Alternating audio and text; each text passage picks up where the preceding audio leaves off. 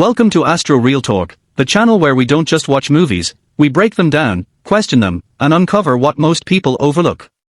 Today, we're diving into Avatar, Fire and Ash, a film that many people will judge based on visuals alone, but one that actually represents a major shift in the Avatar universe. The first and most important thing many viewers won't fully understand about Avatar, Fire and Ash is that this movie is not really about humans versus NA6 anymore. That storyline is evolving. This chapter is about internal conflict within Pandora itself. For the first time, the film challenges the idea that all NA6 are peaceful, spiritual, and morally superior. The introduction of the so-called Ash people is one of the most misunderstood elements of this movie. These are not villains in the traditional sense. They represent a NA6 culture shaped by destruction, survival through fire, and loss. Fire, in this film, symbolizes rage, trauma, and uncontrolled emotion. Ash, on the other hand, represents what remains after everything has been destroyed. This is a powerful metaphor that many viewers may miss if they focus only on action scenes. Another thing people may not realize is that Fire and Ash is expected to explore the darker emotional side of the main characters, especially Neytiri. Unlike previous films where she embodied spiritual balance, this chapter may show her struggling with anger and grief. The film asks an uncomfortable question: what happens when even the most spiritually connected characters begin to lose balance? Jake Sully's role also evolves in this movie. He is no longer just a warrior or a protector. He is a leader facing impossible choices.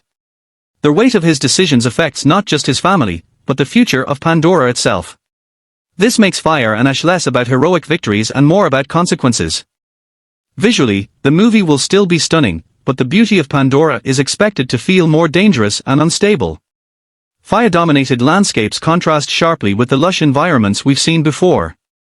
This isn't just for visual variety, it reflects the emotional and moral chaos spreading across the planet. James Cameron uses environment as storytelling, not decoration.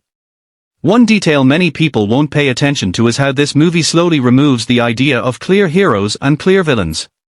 Humans are still a threat, but they are no longer the only source of destruction. Pandora itself is fractured. This shift makes the Avatar universe more mature and complex than before. Now let's answer a question many fans are asking: is Avatar, Fire and Ash the final Avatar movie? The answer is clearly no. This film is not an ending, it's a turning point. James Cameron has already planned additional Avatar films beyond this one. Fire and Ash exists to expand the world, deepen its moral conflicts, and prepare audiences for even bigger events ahead. Think of it as the middle chapter where everything becomes darker before any real resolution can happen. In fact, this movie is important precisely because it refuses to give easy answers. It shows that even a beautiful world can burn from the inside if anger and division are left unchecked. In the end, Avatar, Fire and Ash is not just a sequel designed to impress visually. It's a story about identity, loss, and the danger of losing balance, both spiritually and emotionally. And if you watch it only for the spectacle, you'll miss its true purpose.